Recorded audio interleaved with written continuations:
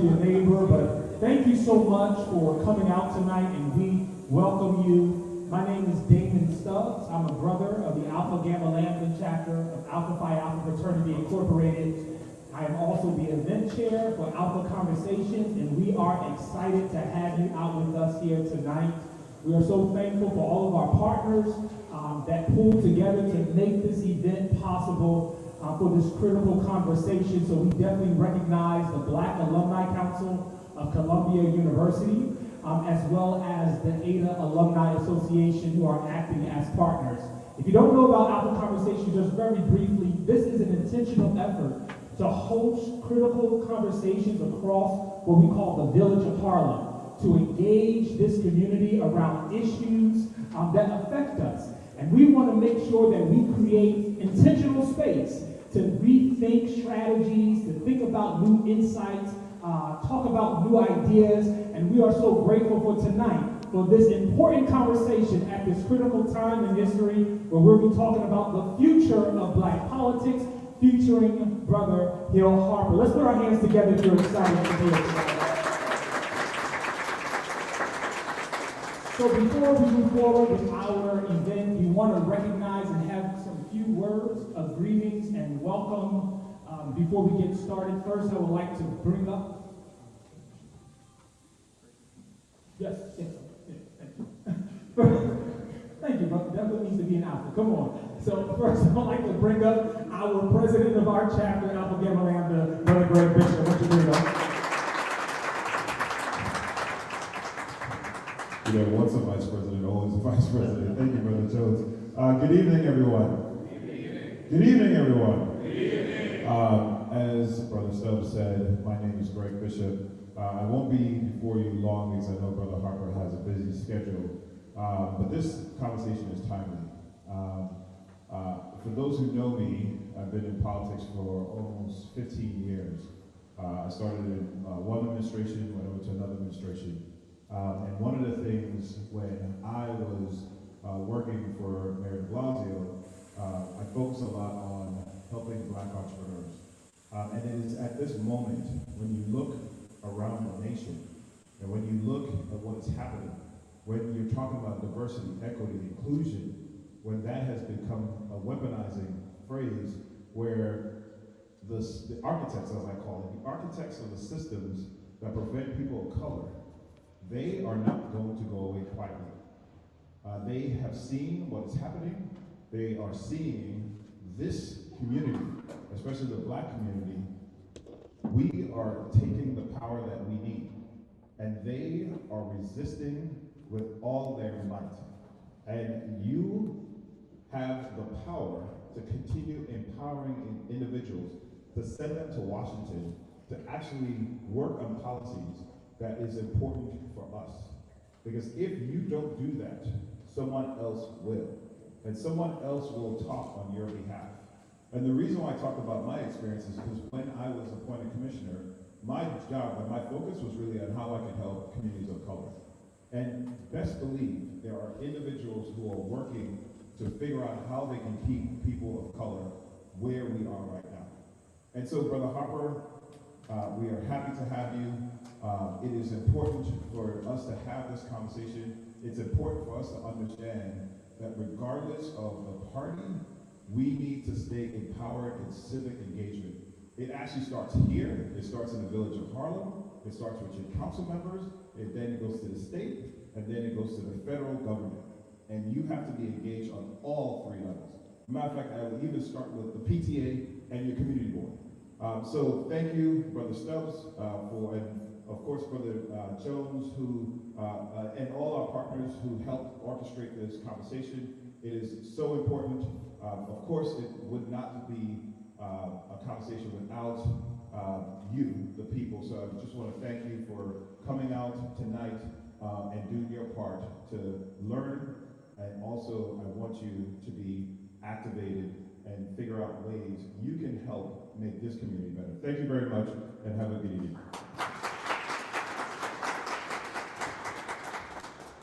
Thank you so much. All right, thank you so much. We are so happy also to be here at the mother A.M.E. Zion Church, and we're so grateful for our host. What a story and wonderful institution. Thank you for hosting us. Let us hear words of greetings and welcome from the pastor of this great church, Brother Malcolm Bird. Let's welcome him.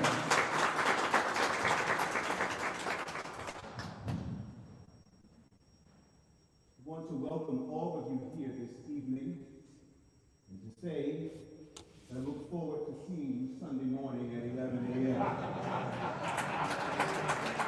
Give yourselves a hand for coming to church on a Thursday night, Wednesday night. And you look good too. I want to first extend to all of you a warm and hospitable and cordial greeting. Welcome you here to Mother A.M.E. Zion Church. Allow me to say that you are not here because this is a mammoth physical plant, that it seats a lot of people, although my fellow Alpha brothers perhaps had that in mind. You could throw a stone in any direction here in Harlem and find a church that has a similar seating capacity in any direction. But you are here tonight for another reason. This is Mother A.M.E. Zion Church.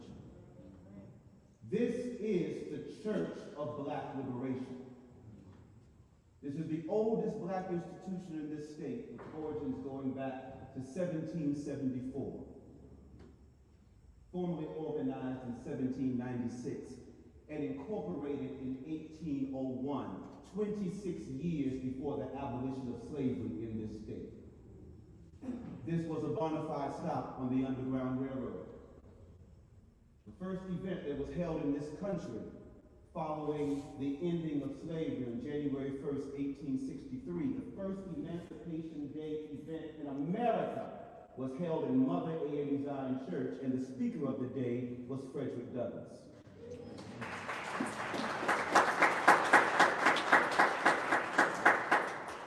Members of this congregation were literally the leaders to bring slavery to an end in New York State, of which they were successful on July 4th, 1827. Madam C.J. Walker was a member of Mother A.M.E. Zion. In 1936, a young man born in Princeton, New Jersey, educated at Rutgers, graduate of the Columbia University School of Law. Perhaps, arguably in 1936, the most famous black man in the world joined this church. And he was a member here until his death in 1976, and his funeral was held right here. His name was Paul Robeson.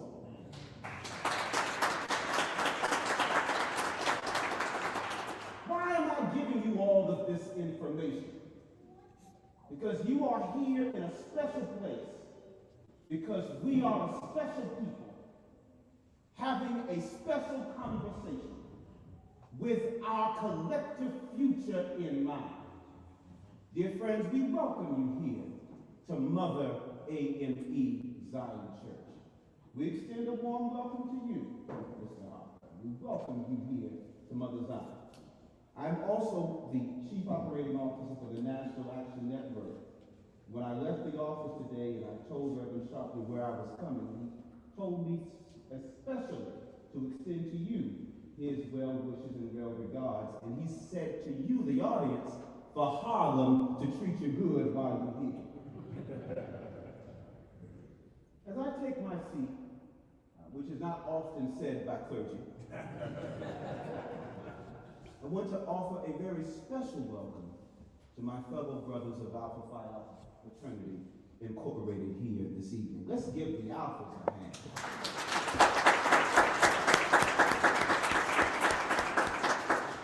It has been said, and quite rightly, and you will hear in just a few moments. Yes. If you want something well said, you want it said with polish and distinction. You want it said with How do I great do that? brilliance and great fervor. Be sure an alpha man is said. Okay. It has been said, if you want to point black people higher, toward greater, stand an alpha man up to lead. And we're grateful. Columbia University, Black alumni, the public Politics Institute, What? Alpha Phi Alpha Fraternity, Mother A.M.E Zion Church, and all of our partners here this evening have brought us here together. And it is my hope and it is my prayer that this will be a moving conversation. Oh, it should be on. And that you will emerge from this church better than when you walked in. And that you, by being here right now, you agree, as we said a moment ago, to be on Sunday morning. God bless you, and again, welcome to Mother.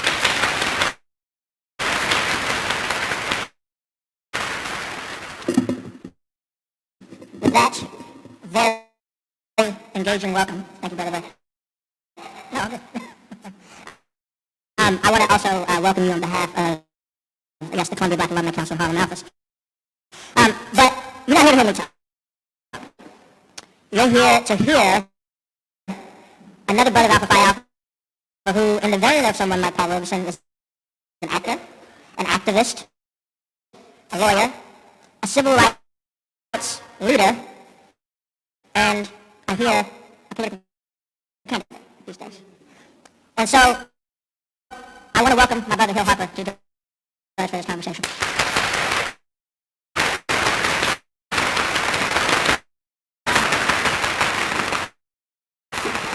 So here's how this is going to go. Brother Harper, thank you for joining us. We have sourced audience questions, both to be brief and to make sure that Brother Harper can get out of here on time. But your questions were incredibly engaging, talking about everything from voting rights to artificial intelligence to wealth building to community policing, things I know Hill Harper is very well versed on. But before we start, I think people are here because they're brought into your story. How many men in here read letters to a young brother when they were a young man? Well, the younger heart are welcome too. So, can you tell us about your grounding? What inspired you to write that book? What has inspired you to write subsequent books, letters to an incarcerated brother? But what's grounded you in your work? Okay, well, thank you, everybody. Brother Pastor, it's an honor to be here. And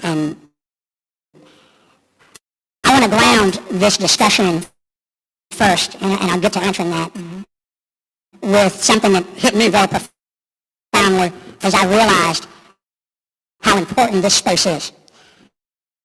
And all that legacy was mentioned, but one thing that wasn't mentioned is that Sojourner Truth was a member of this congregation.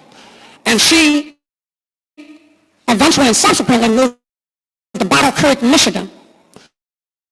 And there is a statue of her that is world-renowned in Battle Creek, Michigan. Most of you will never go to Battle Creek, Michigan.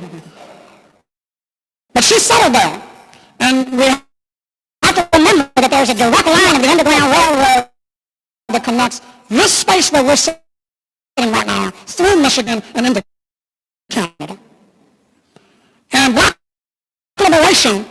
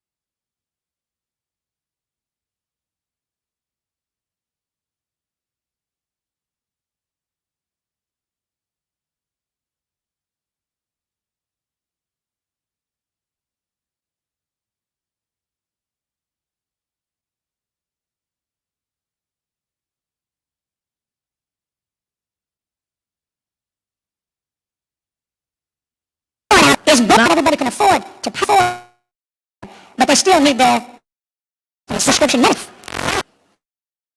And he said, you have to serve, folks, because or else why are we here? Unless to serve. And then the Harper side of the family from Iowa, Fort Madison, Iowa, which is a small town in the southeastern